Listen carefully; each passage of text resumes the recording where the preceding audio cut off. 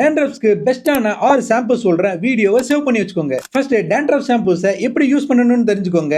ஏன்னா இதை normal shampoos மாதிரி யூஸ் பண்ணா எந்த பயனும் இல்லை. டேண்ட்ரஃப் ஷாம்பூஸ் அப்ளை பண்ணிட்டு அட்லீஸ்ட் 5 to 10 மினிட்ஸ் வெயிட் பண்ணணும். அப்புறமா தான் வாஷ் பண்ணணும். இதை நார்மல் ஷாம்பூஸ் மாதிரி டைரக்டா வாஷ் பண்ணக்கூடாது.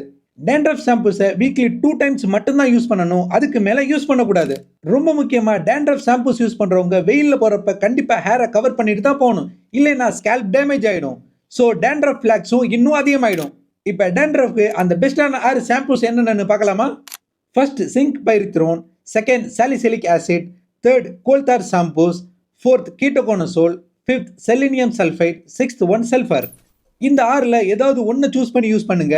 சப்போஸ் உங்களுக்கு டேண்ட்ரஃப் அதிகமாக இருந்தால் 2 இன்க்ரீடியன்ஸை சூஸ் பண்ணி ஆல்டர்னேட்டிவாக யூஸ் பண்ணிக்கோங்க. டேண்ட்ரஃப் ஷாம்பூஸை யூஸ் பண்ணதுக்கு அப்புறமா நார்மல் ஷாம்பூஸை கூட யூஸ் பண்ணிக்கலாம், நோ ப்ராப்ளம்.